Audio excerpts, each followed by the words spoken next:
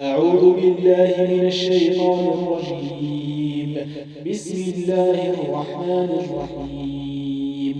يا أيها المزمل قم الليل إلا قليلا نصفه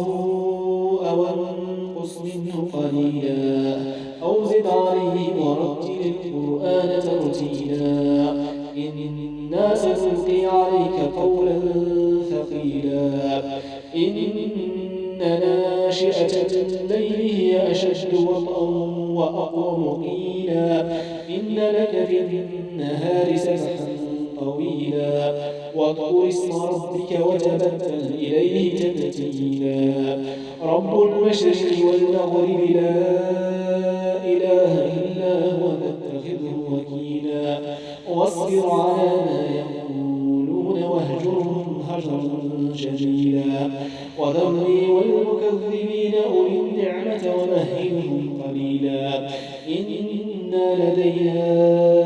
أنكالا وجحيما وطعاما ذا غصة وعذابا أليما يوم ترجف الأرض والجبال وكانت الجبال كثيبا مهيلا إنا أرسلنا إليكم رسولا شاهدا عليكم كما أرسلنا إلى فرعون رسولا فعصى فرعون الرسول فأخذناه أخذا وبيلا كيف تتقون إن كفرتم يوما يجعل الولدان شيبا السماء منفطر به كان وعده مفعولا إن هذه تذكرة فمن شاء اتخذ إلى ربه سبيلا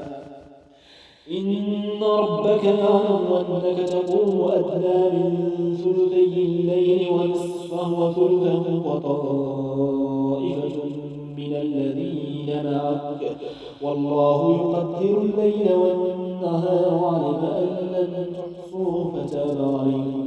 فاقرؤوا ما تيسر من القرآن علم أن سيكون منكم مرضى وآخرون يضربون في الأرض يبتغون فضل الله وآخرون يقاتلون في سبيل الله فاقرؤوا ما تيسر منه وأقيموا الصلاة وآتوا الزكاة وأقرضوا الله قرضا حسنا وما تقدموا لأنفسكم من خير تجدوه عند الله هو خيرا وأعظم أجرا واستغفروا الله إن الله غفور رحيم